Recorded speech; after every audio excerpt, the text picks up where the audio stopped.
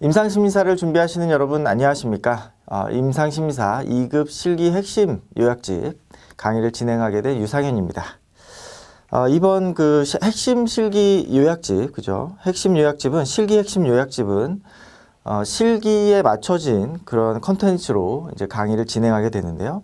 이 컨텐츠 내용을 전체적으로 한번 살펴볼 필요가 있겠죠. 어떤 내용으로 좀 구성되었는지 그 내용들 좀 정리를 해보겠습니다. 그래서 실기의 핵심 요약집에 나와 있는 구성이 이제 전체적으로 한 4개 정도 파트가 있다라는 거 보시겠고요.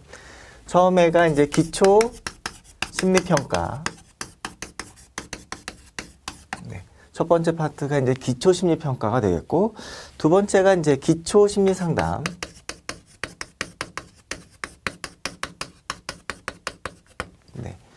세 번째 파트가 심리치료.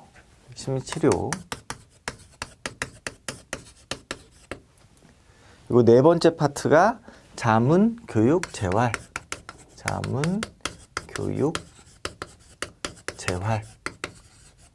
이러한 이제 구성으로 크게 4가지 파트로 구성이 되어 있습니다. 여러분께서 이제 기초 심리평가, 우리가 이제 임상심리사로서 현장에서 가장 어떻게 보면 주된 목적으로 활용되는 것이 이제 기초 심리평가가 되겠죠. 그래서 이 기초 심리평가를 첫 번째 파트에서 우리 공부하게 되겠고, 그 다음에 이제 그런 평가 이후에 또는 이제 평가를 하면서 우리가 인터뷰라든지 기본적인 이제 심리상담 방법들 이런 것들 좀 확인하게 되겠고, 그리고 이제 어떠한 그 문제 해결을 위한 내담자의 증상 해결을 위한 심리치료 방법들을 알고 있는가? 이런 것들에 대한 이제 질문에 답변을 해야 될 필요가 있겠죠. 그리고 이제 임상심리사로서 자문이나 교육 또는 이제 재활에 있어서의 역할도 해야 되기 때문에 이러한 이제 4가지의 파트로 임상심리사로서의 어떤 자질들을 평가하겠다라는 거 보실 수가 있겠습니다. 그러면 이제 첫 번째 파트, 기초심리평가인데요. 기초심리평가에는 어떠한 내용들이 이제 구성이 되어 있는가라는 것이고, 이제 심리평가를 하는 내용이 되겠죠. 이제 심리평가를 하는 내용이고, 여러분들이 이론서에서 심리검사 파트들을 이제 중요하게 보셨다면 여기에 이제 많은 부분이 포함이 될 수가 있겠습니다. 심리평가를 하는 데는 이제 크게 2가지로 나눌 수가 있는데요. 심리검사를 통한 평가가 있을 수가 있겠고, 또한 면접이나 행동관찰을 통한 평가가 있을 수 있겠죠. 이것들을 다 종합적으로 이제 이해하기는 합니다만, 우리가 이제 이렇게 이제 구별을 해볼 수가 있는데, 심리검사에는 이제 크게 지능검사가 있고, 그리고 성격검사가 있겠죠. 그리고 이제 추가적으로 뇌의 어떤 기질적인 손상을 확인하는 신경 심리검사가 있겠습니다. 이 지능검사에는 우리가 이제 주로 웩슬러 지능검사들을 많이 활용하겠죠. 웩슬러 지능검사. 물론 이 웩슬러 지능검사만 있는 것은 아닙니다. 웩슬러 지능검사 이외에 KABC, 카우프만 아동용 지능검사라든지 아동용 이제 그림 지능검사 같은 거, 이런 것들도 이제 활용하긴 합니다만, 우리가 주로 이제 활용하는 검사가 이제 웩슬러 지능검사다. 성격검사에는 이제 또 크게 이제 2가지로 나눌 수가 있겠죠. 객관적 검사, 객관적 성격검사. 투사적 검사, 투사적 성격검사. 이렇게 나눌 수가 있겠는데요. 이 객관적 성격검사에는 우리가 이제 중요하게 활용되는 것이 이제 MMPI가 있겠습니다. MMPI. 지금 이제 2판 버전을 쓰고 있죠. 그래서 MMPI 툴을 우리가 이제 잘 활용할 수 있는지 없는지 이런 것들을 이제 확인하게 되겠고요. 투사적 검사에는 이제 대표적인 투사적 검사, 로샤 검사가 있겠죠. 물론 이제 로샤 검사만 우리가 활용하는 것은 아니고 TAT라든지, HTP라든지, SCT라든지, 이러한 이제 다양한 투사 검사 또는 이제 BGT 같은 거. 같은 이제 투사 검사들을 활용할 수 있는가라는 것을 우리가 이러한 이제 평가들을 통해서 파트 1에서 이제 배우게 됩니다. 신경심리검사, 이제 신경심리검사의 다양한 이제 그 검사 도구들을 활용할 수 있는가, 검사들을 알고 있는가, 이런 질문들에 이제 답변을 하실 수가 있어야 되겠고, 면접이나 행동관찰, 예, 행동평가와 관련된 것, 네, 행동평가와 관련된 것. 그리고 이러한 것들은 이제 다, 이 검사들을 다 종합적으로 해서, 네, 보고서 작성, 그죠? 심리평가 보고서. 우리가 이제 평가를 했으면 이제 보고서를 작성해가지고 그것들을 이제 제출할 필요가 있겠죠. 그래서 심리검사를 이용하건 아니면 이제 면접이나 행동평가를 이용하던 간에 이런 것들을 종합해가지고 우리가 최종 보고서, 심리평가 보고서를 작성할 수 있는가. 이런 것들을 이제 알아보는 구성으로 되어 있다라는 거 기억하시길 바라겠습니다. 그래서 파트 1의 이제 기초 심리평가 내용 살펴보도록 하겠습니다. 네, 이 내용은 이제 판서 내용 지우고 좀 정리를 해보도록 하죠. 네, 심리검사의 어떤 기초적인 내용이 되겠습니다. 네, 챕터 1의 내용이고요. 예, 교재에 이제 첫 번째 나오는 것이 이제 테스트 바이 테스트 내용이 나오고 있습니다. 이 내용 한번 정리를 해보죠. 1번. 테스트 바이 테스트. 네. 테스트 바이 테스트라고 하는 것은, 네, 개별적인 시행 후에 단일 검사에 의한 해석, 이것을 이야기하는 거죠.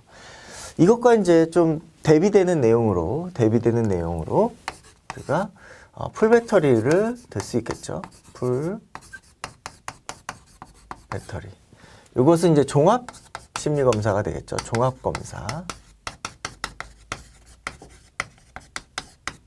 하고 해석하는 것. 이것이 어떤 차이를 갖는가라는 것을 좀 이해하시면 되겠습니다.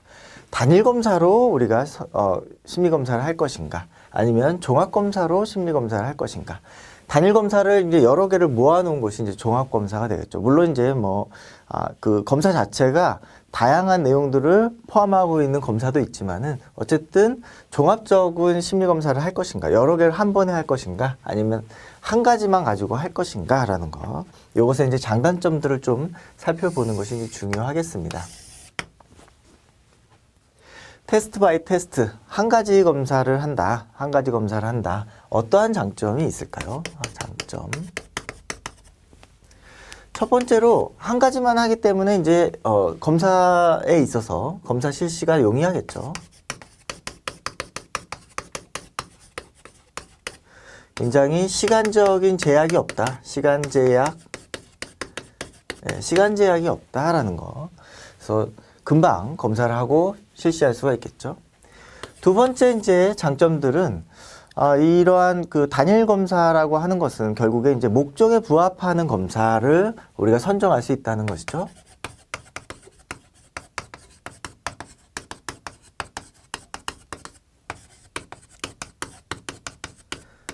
목적에 부합하는 검사다. 이것은 이제 검사를 실시하려고 하는 상담자 또는 검사를 받으려고 하는 이 내담자, 수검자가 자신이 어떤 우울증의 문제가 있으니까 우울증과 관련된 검사를 하고 싶다, 또는 상담자가 그것이 필요하다라고 했을 때 필요성에 부합하는 검사일 것이다 라는 것이죠. 내담자가 이제 어떤 우울증이라는 어떤 그 특정 목적을 갖고 있는데 그것이 아닌, 그것과는 별도의 어떤 검사들을 할 때 그것은 목적에 부합하지 않다라고 얘기할 수 있겠죠. 그래서 목적에 부합하는 검사 선정을 하게 된다. 이것은 굉장히 이제 내담자나 상담자가 의도하는 바에 굉장히 부합하는 내용이다. 이렇게 정리할 수가 있겠고요. 네, 경제적인 측면에서도 이제 장점이 있겠죠. 경제적 측면. 아무래도 한 가지 검사를 실시하기 때문에 비용적인 측면에서도 굉장히 유리하고 시간적인 측면에서도 이제 유리하다라는 거 살펴볼 수가 있겠습니다. 그러면 이러한 단일 검사가 갖고 있는 단점들은 무엇일 것인가? 네, 단점. 네. 한 가지 검사를 한다라고 했을 때 어떠한 문제점이 있는가? 이 검사가 목적에 부합했다면 정말로 괜찮지만은 목적에 부합하지 않은 검사를 했을 경우, 네, 목적에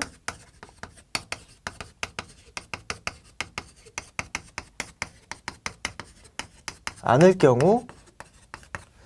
경우에는 그렇죠? 다른 어떤 성격적인 측면을 이해하기가 어렵겠죠. 그래서 목적에 부합하지 않을 경우 해석상에 어려움이 있을 수 있겠다.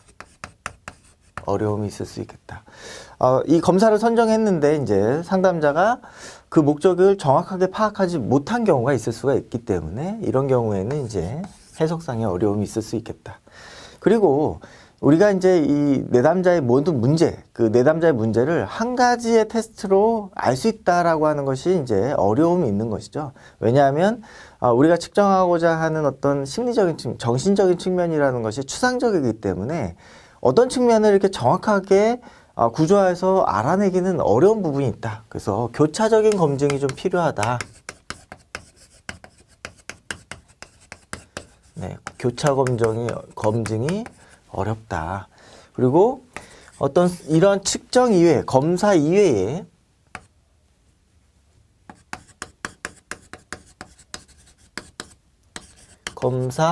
의 측면은 고려가 하기가 어렵다라는 거.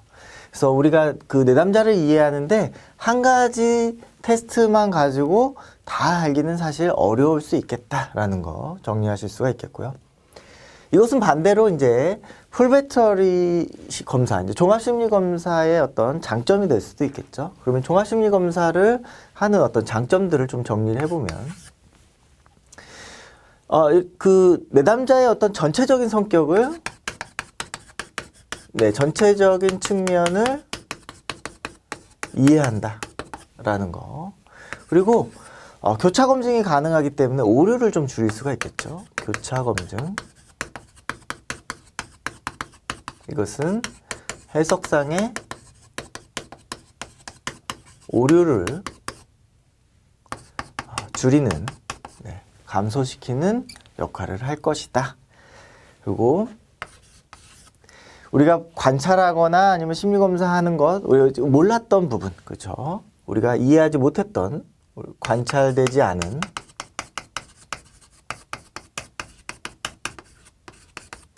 측면도 이해할 수 있겠다. 측면을 이해한다.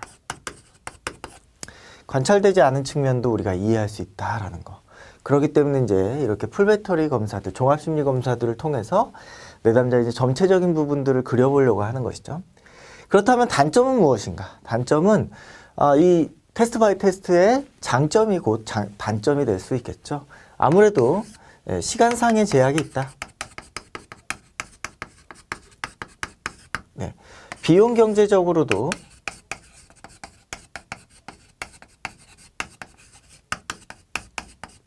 아무래도 이제 단일 검사보다는 더 비싸겠죠. 그래서 시간상의 제약이라든지 경제적인 측면, 그리고 이렇게 목적에 부합하지 않은 검사들을 하게 됨으로써 이제 낭비가 되는 것이죠. 그래서 이러한 부분들이 단점이 될 수가 있겠다. 그래서 이러한 풀배터리 검사를 하는 데만 해도 굉장히 시간이 많이 소요되기 때문에 뭐 이틀에 걸쳐서 한다거나 그럴 때 오히려 이런 검사보다도 적합한 검사 한 가지만 해보고 그것을 통해서 이제 내담자가 원하는 어떤 측면의 상담을 더 중요시하는 그런 임상의 어떤 장면이 있을 수가 있겠죠. 그래서 각각의 어떤 풀배터리를 해야 되는지 테스트 바이 테스트를 해야 되는지는 임상가가 그 심리 검사를 선정하는 데 있어서 어떤 그 목적에 맞게 선정하면 되겠습니다. 네, 테스트 바이 테스트 장단점 살펴보았고요. 두 번째 내용 살펴보겠습니다. 이제 심리평가에 대한 내용이 나오고 있는데요. 두 번째.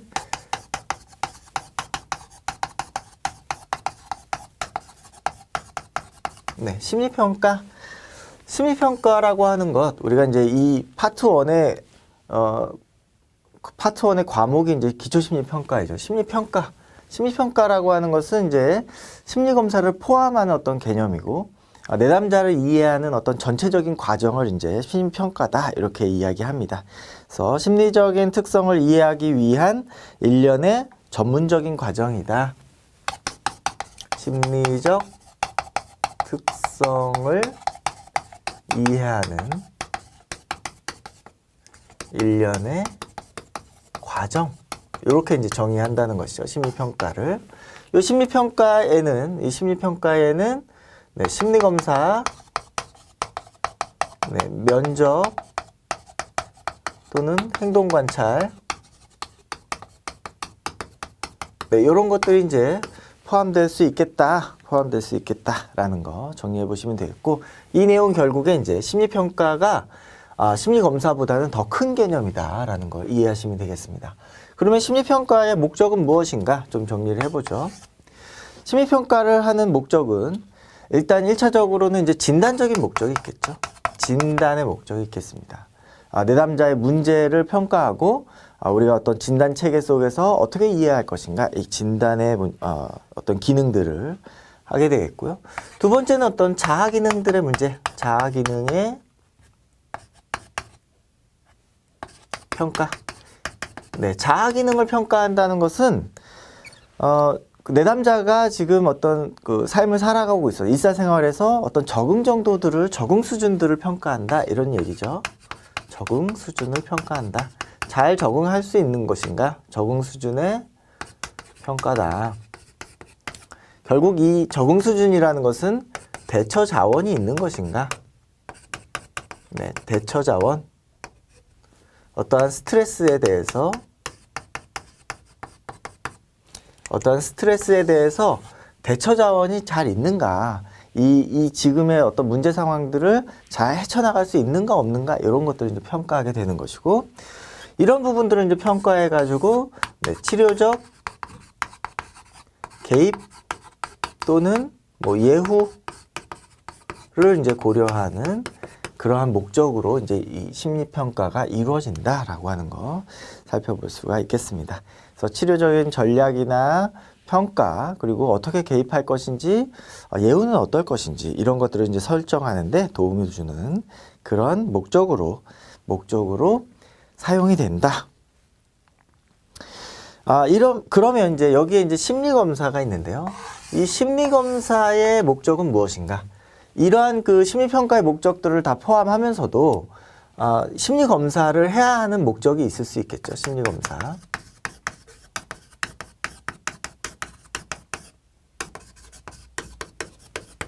심리검사를 하는 목적이 무엇인가라는 거. 첫 번째로 이제 내담자 문제를 이해하려고 하는 것이죠. 내담자 문제를 이해하려는 목적에서 이제 실시를 하게 되겠고요.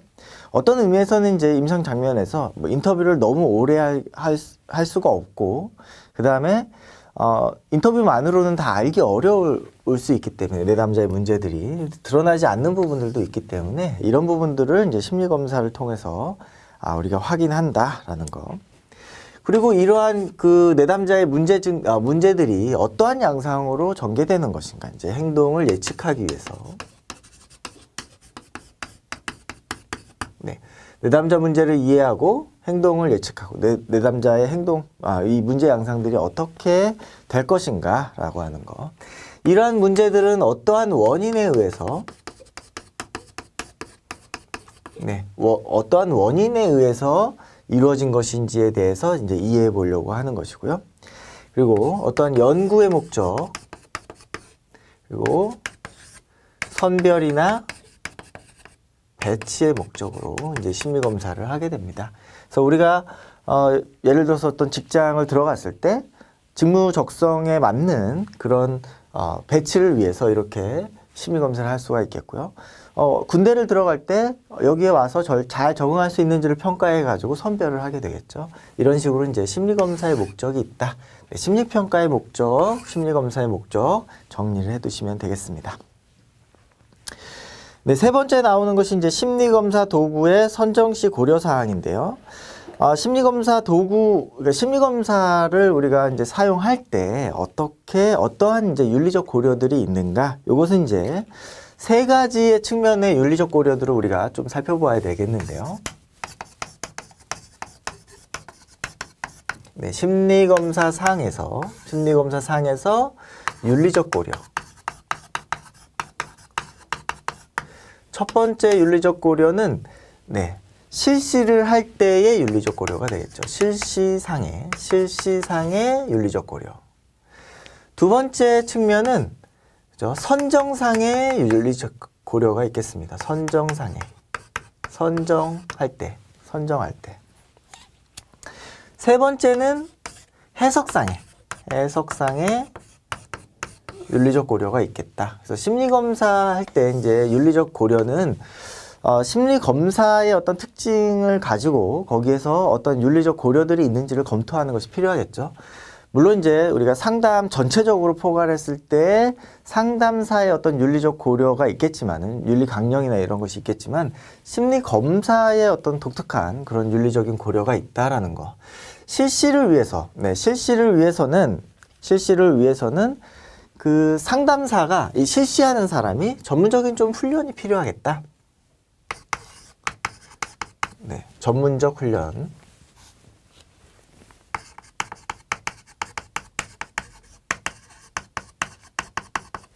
그리고 두 번째로 이제 전문적 훈련이 필요한 이유는 이러한 뭐 실시나 해석상의 표준화 절차를 따라야 되기 때문인 것이죠.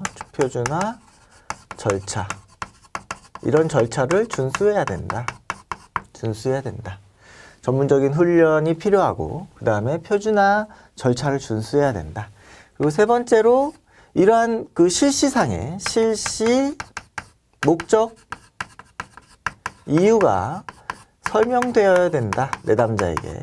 이런 실시 목적이나 이유들이 이제 내담자의 이러한 그 문제를 더 잘 이해하고 그 다음에 더 잘 개입하기 위해서이다 라고 하는 것, 그런 것들에 대해서 이제 잘 설명이 되어야 되겠다 라는 것이 이제 실시상의 윤리적 고려다라는 거 살펴볼 수가 있겠고요. 네, 선정상의 윤리적 고려. 예, 선정상의 윤리적 고려는 이제 그 교재에 3번에 정리가 되어 있는데요. 첫 번째로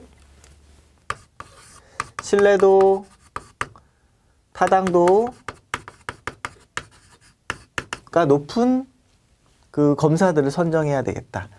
이러한 표준화 절차에 의해 만들어진 검사들, 그리고 이제 임상에서 다양하게 경험되었던 그런 도구들을 이제 선정을 해야 될 것이고요.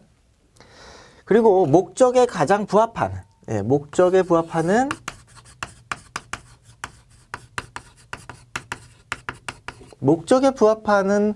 검사 도구를 선정해야 되겠다.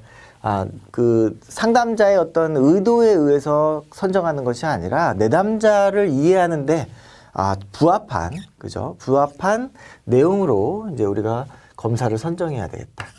세 번째로는 실용적인 측면, 경제적인 측면, 실용 경제적인 측면의 고려가 있어야 되겠다. 내담자가 한 번밖에 올 수가 없는 그런 상황이고 비용적인 측면에서도 굉장히 이제 고민이 많은 분이라면 아주 이제 굉장히 압축되고 함축적인, 그죠? 우리가 한 번에 할 수 있는 그런 검사들을 통해서 이제 내용들을 선정해야 되겠죠. 이 검사 도구를. 그리고 이제 그러면 이러한 검사를 실시한 이후에 어떻게 해석할 것인가? 이게 이제 중요한 내용이 되겠죠. 이 해석상의 내용들은 해석 지침들 나와 있는데 7번에 이제 교재 7번에 나와 있는데요. 여기서 정리를 같이 해보겠습니다. 해석상의 내용들. 첫 번째로 내담자가 이해할 수 있도록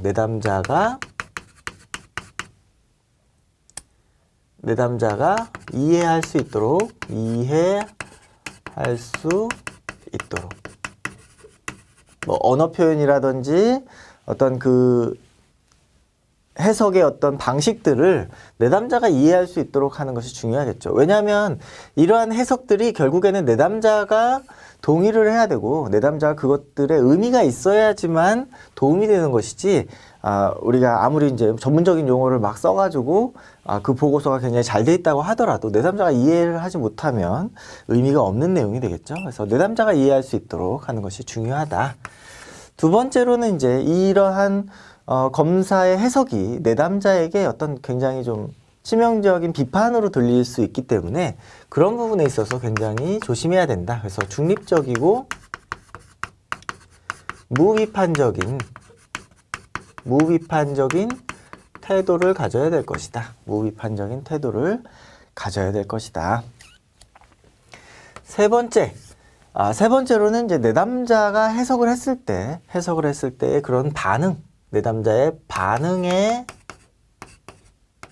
반응을 고려한다. 반응을 고려해서 이제 이것들을 해석해 주어야 되겠죠. 그래서 내담자가 이것들을 너무 심각하게 생각하지 않도록 반응을 고려해서 이제 해석을 해줘야 되겠고, 이러한 해석들은 절대적인 측면이 아니기 때문에, 그리고 이 검사는 어떠한 그 내담자의 한 가지 측면만을 우리가 하는 것이기 때문에 종합적인 이해가 필요하다. 종합적인 이해. 그래서 이러한 그 검사 결과를 너무 이제 내담자에게 낙인 찍거나 증상으로서 이렇게 너무 절대적으로 비관적으로 해석해서는 안 된다. 그리고 이런 검사들의 결과들은 결국에 이제 상대적인 접근을 통해서 우리가 이해를 해야 되겠다라는 거.